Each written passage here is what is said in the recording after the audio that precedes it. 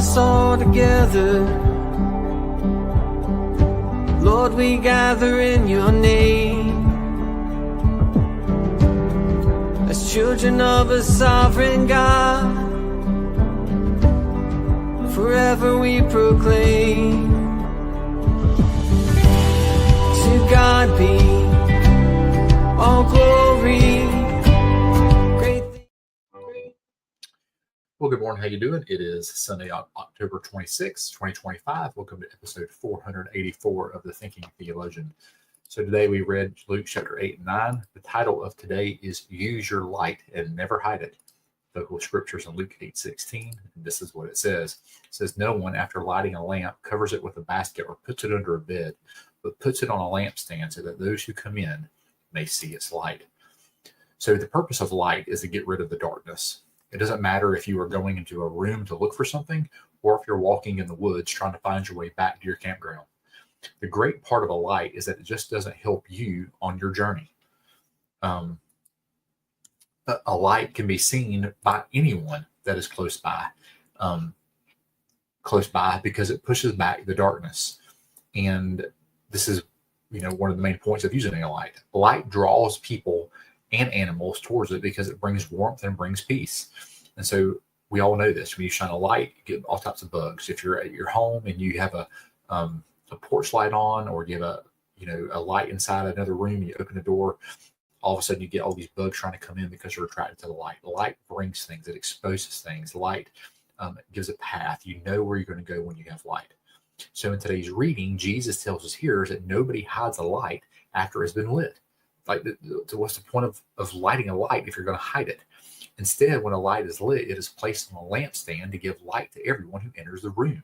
So it's placed elevated up higher up, so everyone can get the light, not just certain people or a certain place.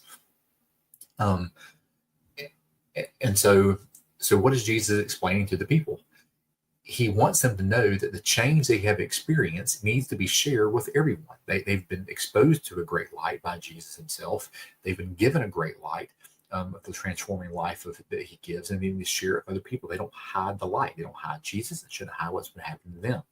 He wants them to know that his presence is not something that needs to be hidden. Light is good. Light exposes sin and guides others to truth. So what is your light like? Does it shine so others can see it and be guided by it every day? Or do you not want anyone to know that you have a light for others to see and use? And I ran into people like that. The point of today is to bring to your attention that light is not intended to be exclusive.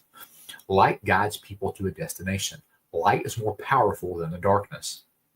Too many professing believers hide their light, either because they are ashamed of their new life or because they don't understand others need to see what has happened to them personally. I know it's scary to put yourself out in the open. It brings ridicule, it brings judgment. However, our light has to be shown to others. Why? Because we have the only news in the world that can save somebody's soul for all eternity. So I challenge you to share your light.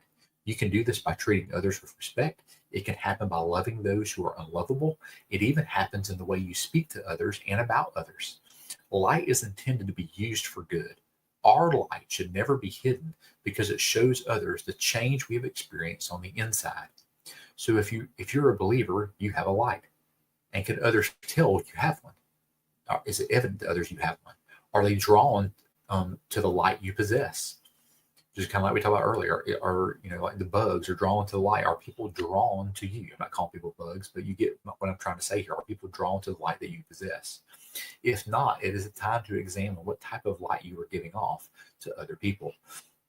And the reason I bring that up is because we know that certain lights repel and certain lights bring. You can, if you own a home, you put certain color lights outside your home in certain places, it will stop certain bugs from coming and kind of push them away.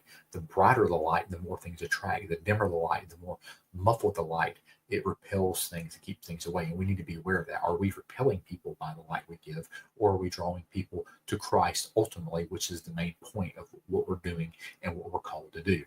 And so we need to use our light for goodness. We need to use our light to bring glory to Christ in all that we do, because our light should never be hidden. And so do you have a light that people want to see? And do we have a light that we bring people to Jesus? That is a question we must ask.